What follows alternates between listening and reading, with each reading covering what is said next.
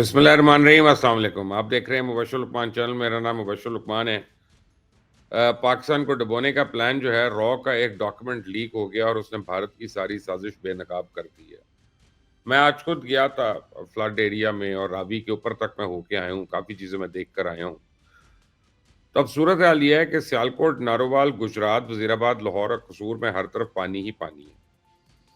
चनाब, रावी, सतलुज और ब्यास में इंडिया से अभी तक मुसलसल पानी आ रहा है। मैं आपको पहले दिन से एक बात कह रहा हूँ कि पाकिस्तान में आने वाली ये तबाही कुदरती नहीं है, बल्कि इंडिया ने एक साजिश के तहत पहले आखिरी वक्त तक अपने आबी ज़खायर में पानी स्टोर किया और फिर अचानक सैलाबी रेला छोड़ दिया कि हमें तकलीफ हो या डुबोने की कोशिश है। तो अब तो इंडियन पंजाब के लोग मेरी इस बात की तस्दीक करना शुरू हो गए हैं कि मोदी सरकार ने पाकिस्तान से ऑपरेशन सिंदूर में शिकस्त का बदला लेने के लिए उनको भी कुर्बानी का बकरा बना दिया। रावी, सतलुज, ब्यास ये हिमाचल प्रदेश से पंजाब में उतरते हैं और पिछले 15 दिन से हिमाचल प्रदेश में जगह जगह क्लाउड बर्स्ट हो रहे हैं। तूफानी बारिशों की वजह से नदी, नाले, दरिया बिखरे हुए हैं वहां पे।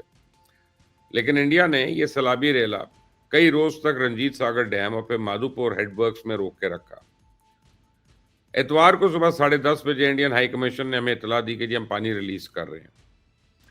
पीर और मंगल की दरमियानी शब जब दोनों मकामात पे खतरे के सायरन बजे तो फिर उन्होंने अचानक अपने आबी ज़खायर के गेट ही खोल दिए। इसके बाद जो हुआ वो हम अपनी आंखों से देख रहे हैं, उस भुगत भी रहे हैं। तो इस सैलाबी रेले ने हमारे यहाँ जो तबाही करनी थी वो तो हो रही है, लेकिन हमें डुबोने के लिए इंडिया ने अपने लोगों को भी डुबो दिया। जब ये सैलाबी रेला गुरदासपुर के देहात को मलिया पेट कर रहा था, ऐन उसी वक्त इंडिया ने इलाके से गुजरने वाली नहर को सिर्फ इसलिए बंद कर दिया ताकि वो भी पानी के दबाव से टूट जाए। तो दरिया में पानी का दबाव कम करने के लिए इंडिया ने किसी मुकाम पे कोई बंद नहीं तोड़ा। ये बंद या तो कुदरती तौर पे पानी के दबाव से खुद टूट गए या फिर लोगों ने अपनी मदद आपके तहत उनको तोड़ा। तो मैं आपको इंडियन पंजाब के लोगों की गुफ्तगू सुनवाता हूँ, सुने जरा वो किस तरह मोदी सरकार की साजिश को बेनकाब कर रहे हैं। ਉੱਪਰੋਂ ਪਾਣੀ ਜਿੰਨਾ ਆਉਂਦਾ ਉਹਨਾਂ ਪਾਣੀ ਅੱਗੇ ਨੂੰ ਰਿਲੀਜ਼ ਕਰੀਏ, ਚਾਹੇ ਉਹ ਨਹਿਰਾਂ 'ਚ ਜਾਵੇ ਚਾਹੇ ਉਹ ਅੱਗੇ ਪਾਕਿਸਤਾਨ ਜਾਵੇ। ਹੁਣ ਇਹ ਬਹਾਨਾ ਕੀ ਲਾਉਂਦੇ ਆ, ਗੱਲ ਕਰਦੇ ਜੀ ਇੱਥੋਂ ਪਾਣੀ ਛੱਡਦੇ ਫਿਰੋਜ਼ਪੁਰ ਡੁੱਬ ਜਾਂਦਾ, ਤਾਂ ਜਦੋਂ 2-2 2.5 ਲੱਖ ਪਾਣੀ ਉੱਪਰੋਂ ਆਉਣਾ ਉਦੋਂ ਫਿਰੋਜ਼ਪੁਰ ਨਹੀਂ ਡੁੱਬਣਾ। ਓਏ ਹੌਲੀ ਹੌਲੀ ਕੱਢਦੇ ਰਿਹਾ ਕਰੋ। ਇਹ ਪ੍ਰਬੰਧਾਂ ਦੀ ਕਮੀ ਆ, ਇਹ ਸੋਚ ਦੀ ਕਮੀ ਆ। ਅਸੀਂ ਤਾਂ ਜਗਾਉਣ ਲਈ ਆਏ ਯਾਰ। ਰਾਜਸਥਾਨ ਨੂੰ ਜਾਣ ਵਾਲੀਆਂ ਦੋਨੋਂ ਨਹਿਰਾਂ ਬਿਲਕੁਲ ਸੁੱਕੀਆਂ ਪਈਆਂ ਨੇ, ਬੰਦ ਪਈਆਂ ਨੇ। ਹੁਣ ਕੀ ਰਾਜਸਥਾਨ ਨੂੰ ਪਾਣੀ ਦੀ ਲੋੜ ਨਹੀਂ ਰਹੀ? ਕਹਿੰਦੇ ਨੇ ਇਹਨਾਂ ਨਹਿਰਾਂ ਦੇ ਰਾਹੀਂ ਰਾਜਸਥਾਨ ਦੇ ਰੇਗਿਸਤਾਨ 'ਚ ਪਾਣੀ ਭੇਜਿਆ ਜਾਂਦਾ, ਰੇਤਲੇ ਇਲਾਕਿਆਂ 'ਚ ਪਾਣੀ ਭੇਜਿਆ ਜਾਂਦਾ ਹੈ। ਪਰ ਕੀ ਅੱਜ ਉਸ ਰੇਗਿਸਤਾਨ ਨੂੰ, ਰੇਤਲੇ ਇਲਾਕਿਆਂ ਨੂੰ ਪਾਣੀ ਨਹੀਂ ਚਾਹੀਦਾ? ਜਾਣ ਬੁੱਝ ਕੇ ਕਰਤਾਰਪੁਰ ਸਾਈਡ ਪਾਣੀ ਛੱਡਿਆ ਗਿਆ। ਉਹਨਾਂ ਨੂੰ ਪਤਾ ਸੀ ਕਿ ਇੱਥੇ ਸਿੱਖਾਂ ਦਾ ਗੁਰਦੁਆਰਾ ਹੈਗਾ ਆ, ਇਸ ਸਾਈਡ ਪਾਣੀ ਨਾ ਛੱਡੀਏ, ਗੁਰਦੁਆਰੇ ਨੂੰ ਨੁਕਸਾਨ ਹੋ ਸਕਦਾ ਆ। ਪਰ ਫਿਰ ਵੀ ਭਾਰਤ ਨੇ ਪਾਣੀ ਛੱਡਿਆ, ਜਿਹਦੇ ਨਾਲ ਗੁਰਦੁਆਰੇ ਨੂੰ ਨੁਕਸਾਨ ਹੋਇਆ, ਗੁਰਦੁਆਰੇ ਦੇ ਅੰਦਰ ਪਾਣੀ ਗਿਆ। ਇਹ ਇੱਕ ਪਾਣੀ ਦੇ ਨਾਲ ਅਟੈਕ ਕੀਤਾ ਗਿਆ ਆ। इससे पहले पंजाब ने 88 में बदतरीन सैलाब झेला था। नारोवाल के लोग गवाएं कि सैलाब में भी दरबार साहब, करतार साहब को काफी नुकसान तो कोई नहीं पहुंचा था उस वक्त। उस वक्त सिखों की इस मुकद्दस मकाम की इमारत भी पुरानी, अब तो पूरा दरबार नया बनाया और पहले की निस्बत 8 से 10 फुट ऊंचा बनाया गया। लेकिन इसके बावजूद पानी दरबार साहब के अंदर तक पहुंच गया।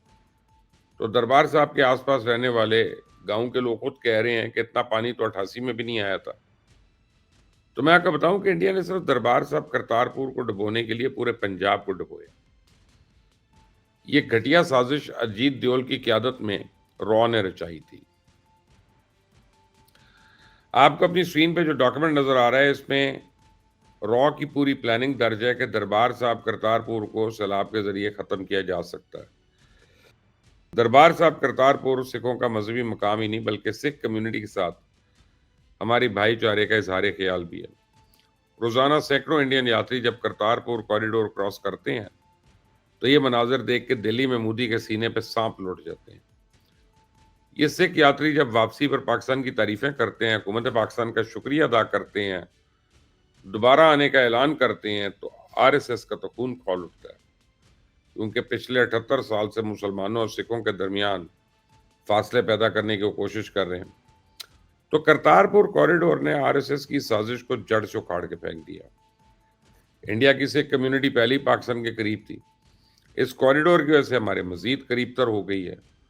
तो ये कॉरिडोर सिखों की पाकिस्तान के साथ मोहब्बत की अब अलामत बन चुका है। ये हमारे इत्तेहाद, भाईचारे की निशानी बन चुका है। रावी में सैलाबी रेला छोड़कर इंडिया ने सिख बरादरी की पाकिस्तान के साथ मोहब्बत की इस निशानी को मिटाने की कोशिश की।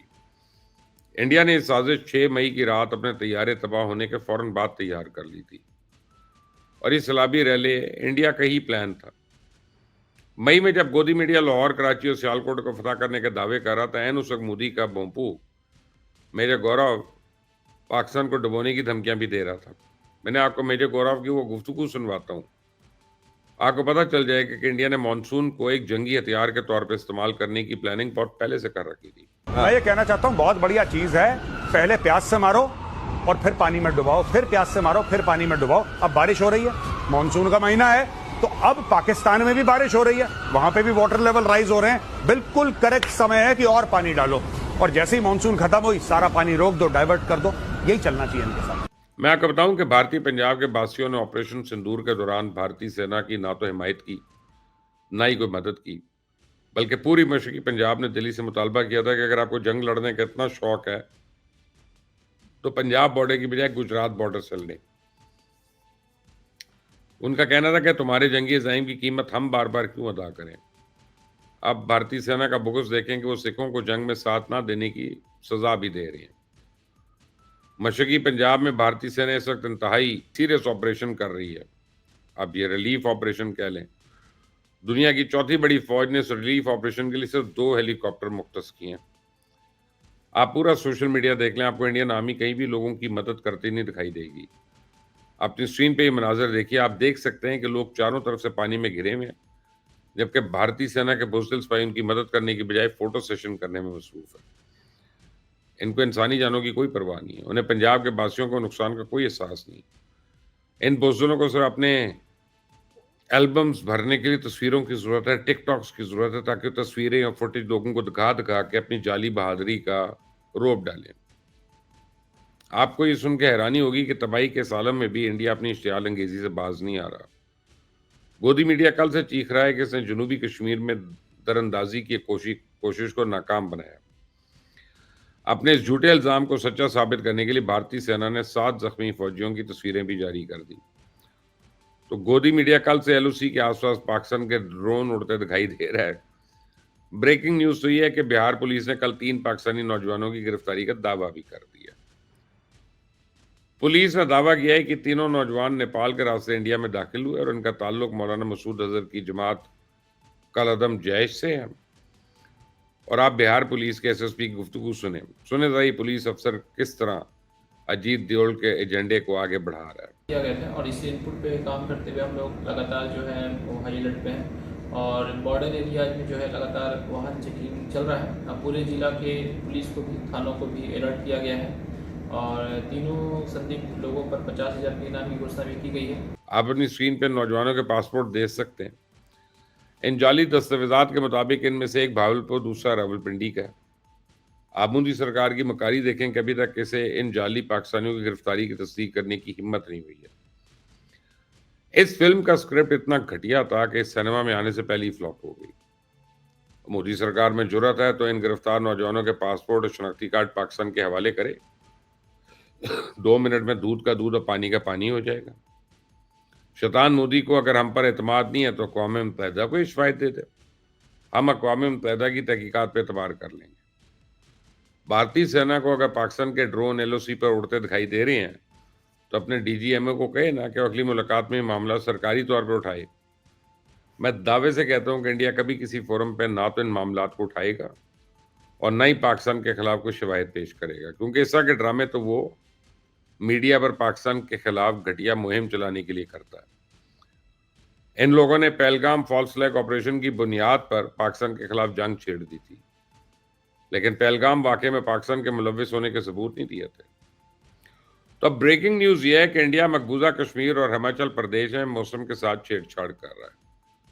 मौसमियाती माहिरीन मानसून के मौजूदा पैटर्न पर हैरान है कि वो बालाई इलाकों में आए रोज क्लाउड बर्स्ट के वाकयात की तहकीकात कर रहे हैं। इब्तदाई तहकीकात में इस बात के ठोस शवाहिद मिले हैं कि इंडिया मकबूजा कश्मीर और हिमाचल प्रदेश में मसनूई तौर पर बादल बरसाने के लिए क्लाउड सीडिंग कर रहा था।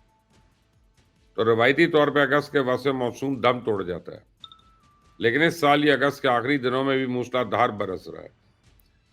इंडिया की इन्हीं करतूतों के सबब माहिरीन पंजाब के दरियाओं में दोबारा सैलाबी रेला आने की तवक्को जाहिर कर रहे हैं।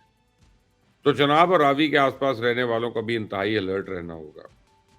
कल इंडिया ने सालार डैम से चनाब में मजीद पानी छोड़ दिया, जबकि माधुपुर हेडवर्क्स की 4 गेट पानी के दबाव की वजह से पहले ही टूट चुके हैं। तो अब जितना पानी कश्मीर और हिमाचल से आएगा तो सीधा सियालकोट और नारोवाल में यहाँ धमकेगा।